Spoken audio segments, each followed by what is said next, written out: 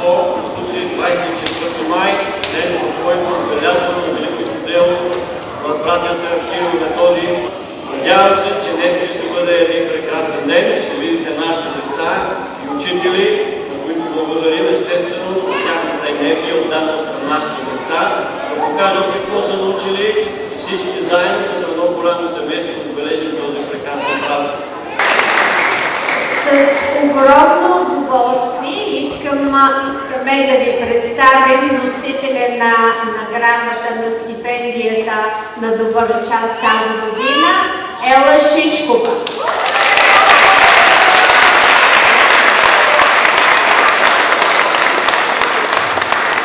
Стипендията е не само щедро дарение от жени, но и носи дълбок символичен смисъл. Идеите, визията, любовта, вложени в създаването на училището, намират своето продължение в това дарение, защото, доколкото предполагам, че много от вас знаете, Жени е първият директор на нашето училище. И аз имам удоволствието да ви дам думите на Жени.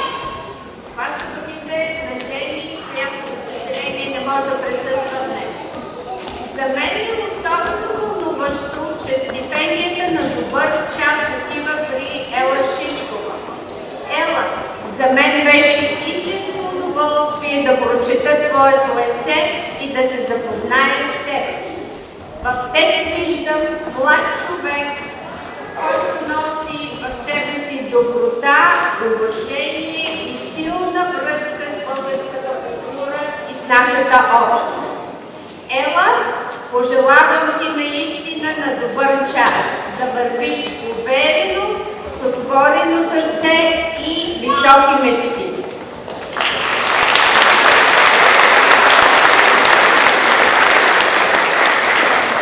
Първо да благодаря на Жени, Силвия и останалите членове на инициативата за стипендия. Също така искам да благодаря на всичките учители в българското училище, които са учители сега и тези, които са ме обучавали мен.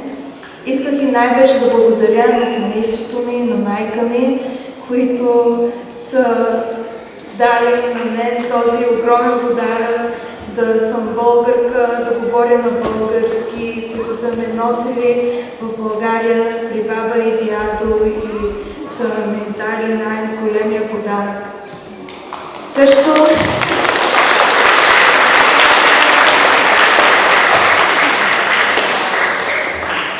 за всяко дете тук, аз лично знам това чувство да не искате да пишете домашни или да отидете на парти вместо да сте на българско училище, но това да сте българи ви е най-големият дар.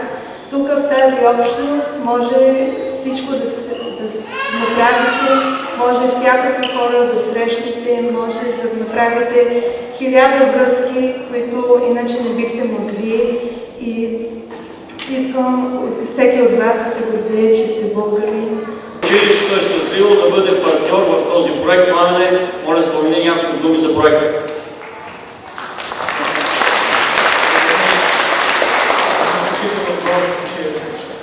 Ще бъдем партньори с българското училище в този проект и само след думи ще ви кажа за какво става въпрос. Преди 1300 години един български владетел помага да бъде спасена Европа. Името му е Тервел, син на Аспарух и внук на хан Кубрат. Малко хора знаят, че единственото изображение, единственият портрет на хан Тервел се пази не в България, а тук в Америка, заключена е в един трезор в Вашингтон, ДС. И в продължение на половин век никой не беше допускан до него. Преди няколко години, благодарение на професор от Харвард, аз и професорът отидохме до Вашингтон, бяхме допуснати. Аз успях да снимам печатката, да сканирам триизмерно с лазер и това е 3D копия на моя скан, така изглежда този уникален печатък. Оттам започна всичко.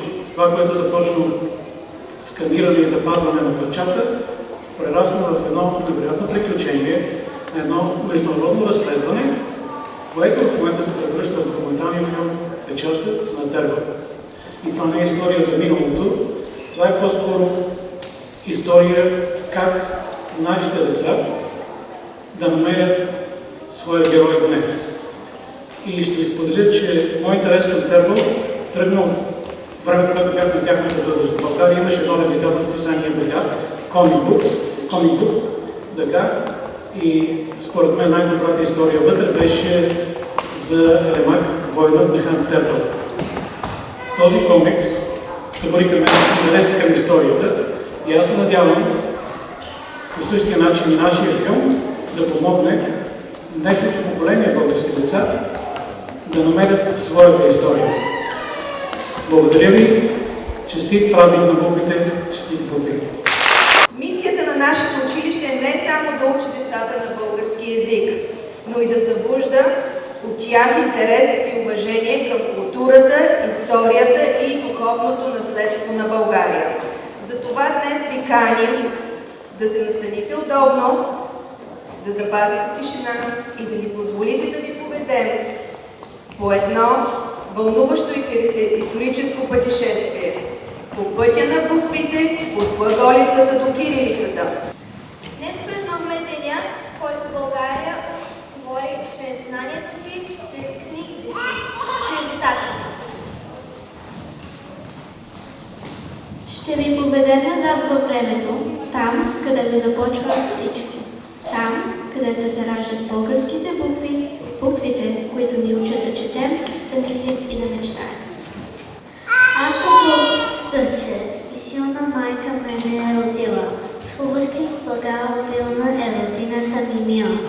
Аз съм българче, обичам нашите планини и зелени. Българин не се наричам, първа равно ще е за мене. Аз съм българче свободно, в край свободен аз живея. Всичко българско и родно, любя, тача и милея. Аз съм българче и расна в дни велики и в славно време. Син съм на земя прекрасна, син съм на жълтко време. Преди повече от 1000 години народът имели песни, думи и молитви, но нямали си свои букви. Не може да запишат мъдростта си, нито да я предадат на децата си. В град Солун живеели двама братя, мъдри, образовани и смели. Техните имена са били Свети Кирил и Свети Методий. Братко Методий, народа има нужда от букви. Букви, които да говорят на езика на хората. Букви славянски.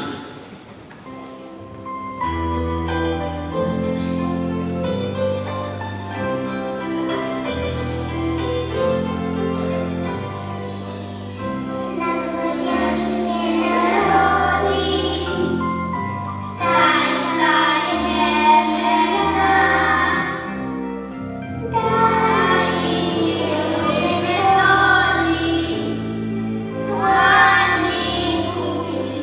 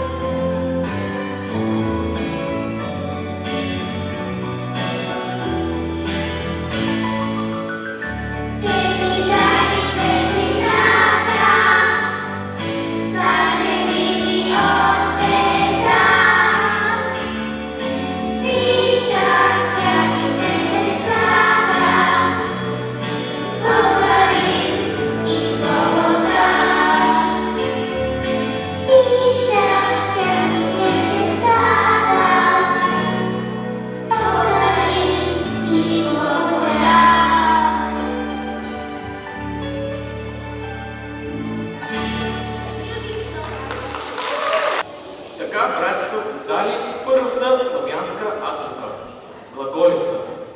Името идва от старобългарската дума глагол. Дума – азбука, която говори. Всяка буква от глаголицата носи послание. Всяка буква е стъпка към знанието. А когато ги прочетем подред, те ни разказват за грамотността и знанието. Аз буквите познавам. Доброто съществува. Живее в единство с земята. Учението носи светлина. Въздигай духа си. Бъди. Изправи се. Напред. Първата буква от глаголицата се нарича Аз. Началото на всичко. Осъзнатото присъствие на човека пред Бога. Буки означава букви, но също книги. Не случайно думата азбука е еквивалент на писменост в български език. Идва от първите букви в нея азбуки. Буквата Вели означава познаване и произлиза от старобългарската дума ведение. Означава аз буквите познавам. Глагол означава говоря, казвам, изричам. Живото слово, Бог говори и светът се ражда. Мисленето на човека е невидимо действие на неговия ум, но когато изречем на глас нашата мисъл, ние владеем думите и словото. Аз буквите познавам и мога право да говоря народния си език. Доброто е това нещо, което е в полза на хората, което има висока морална стойност. Доброто като божествена стойност. Духовното значение е връзката между вяра и действие. Вяра без дела е мъртва. Ест означава съществувам. Самото битие, аз съм което съм. Аз буквите познавам, говоря и доброто съществува. Живете! Жив живот, живейте! Призив към живота. Не само биологичен, но и духовен. Живота съзнанието е добър. Ще мога да чета, да позная живота, доброто и злото в него, да обичам, да прощавам, да съм човек. Земята почва творението. Материалният свят като Божие е дом на света. Ние живеем на света като едно цяло. Моята буква е и же символизира общо съобщение, обединение на хората с едни връзки и цели. Връзка между Бога и човека. Как по какъв начин? Питането под пътя на духовното търсене. Как да живее? Люди, хората, народа, човечеството. Бог не говори на единици. Словото е за всички люди. Означава свободни хора и народ. Буквата наш има дълбоко духовно значение. Тя значи, че Бог е общ и тя ни напомня, че изискат сила и друг от назад. Размишлявайте. Призив към духовно съзерцание и вътрешна молитва. Като свободни хора да мислим и да осмисляме. Защото български ом означава той, него и този. Думи и символи са образ и ом. Кой означава спокойствие? Ние радост, хармония. Каквото мислите като свободни хора, нека бъде нашата радост и хармония. Слово, логос, божественото начало, най-свещената буква. В началото бе слово. Думи, светлина, сила, свят. Твърдо означава устойчив, уверен, непокладимостта на вярата и истината. Означава наука, учение и познание. Показва как науката се прилага от поколение на поколение. Плът означава просъвтява, нося плод. Душата, която тъфти, дава плода си в дар на другите. Маров означава естествен разум, който се учи да спуска Божията съдба. Буквата Омега означава последното. Аз съм Алфа и Омега, краят, който е начало, вечността на Бога. Ша, тишина, мир, покой, свещена тишина, в която Бог се открива. Думи, шатъра, шепот, чистота. Това е буквата Щ. Буквата Щ означава същото и повече. Превъзходна тишина. Пълното умиротворение на духа пред Бог. Думи с буквата Щ са щедрост, щастие и щит. Ера, мекият знак, нежното и удовлетвореното, любовта, която смекчава всичко, никъде не е мекота и милост. Еро, мекият знак, означава любовта, която смекчава всичко. Думите, които се използват са лекота, нежност и милост. Моята буква е Ю с малък. Няколко думи са юг, юноша и юбилей. Тази буква е Я. Няколко думи са явление, яснота и ядене.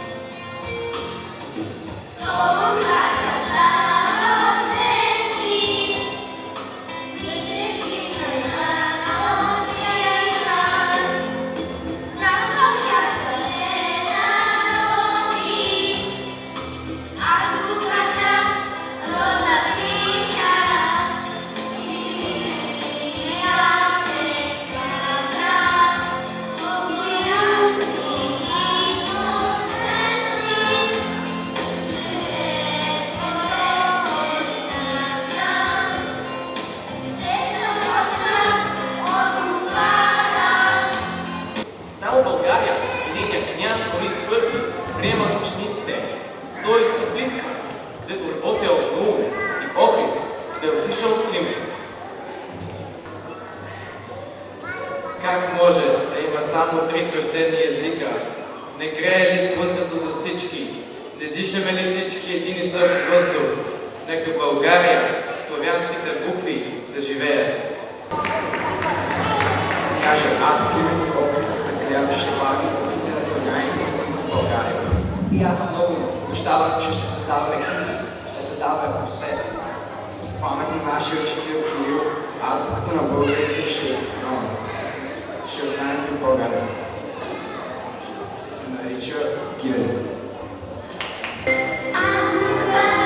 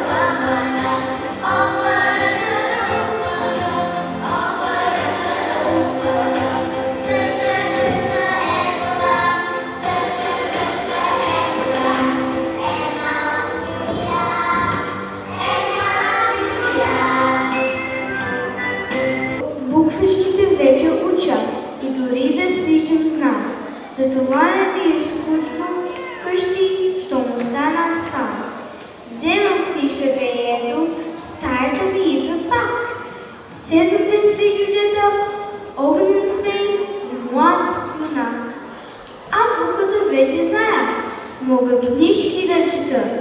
Най-голямата магия съм научил на света.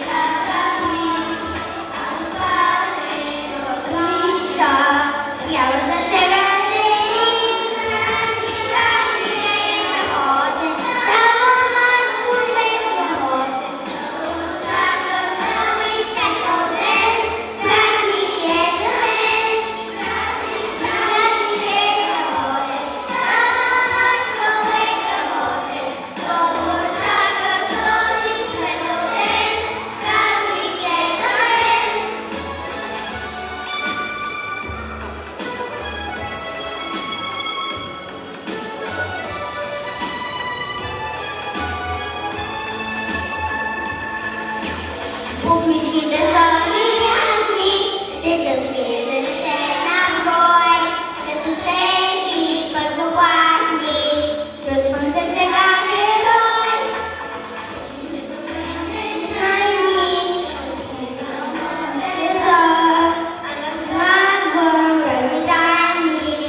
Вече мога да чета.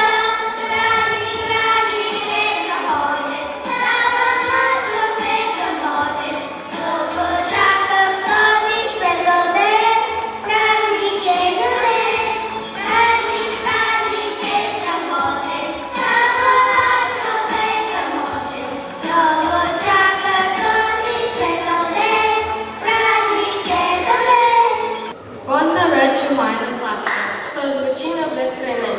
Вече съм мама и нататка, реч ще лови всеки ден. Язвам ти, когато пея, в радостите и грев ти. Вече приказки на нея, баба тихо ми реди. И над книгата унесен, родна реч ми так шепти. Милва като нежна песен, като утрешен звън крепти.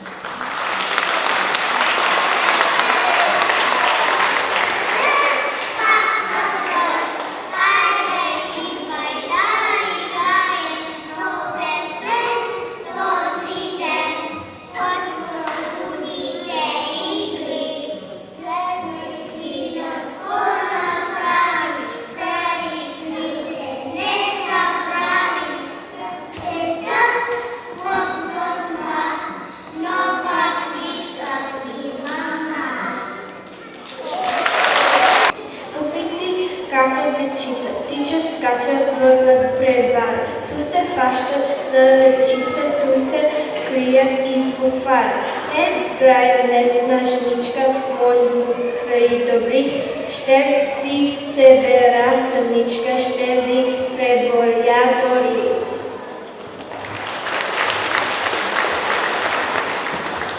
Зная, всичките сте 30. К, не крий се. М, не крий се. Я елате най-отпред, под големия портрет. С вас започват имената на твърдата мина слава дата. Кирил и Методий с вас искам да напиша аз. Скъпи учители, благодарим ви за сте ни дали да научим да пишем, да мислим и да обичаме българското слово. Благодарим ви за търпението, топлината и обичта, с която всяка събота ни посрещате. Училищната стая светли, тържествено този час. Наред е тя, наред погледни и гледали очи на нас. И ти, учителка любима, като рождена майка биш. И слуги красива,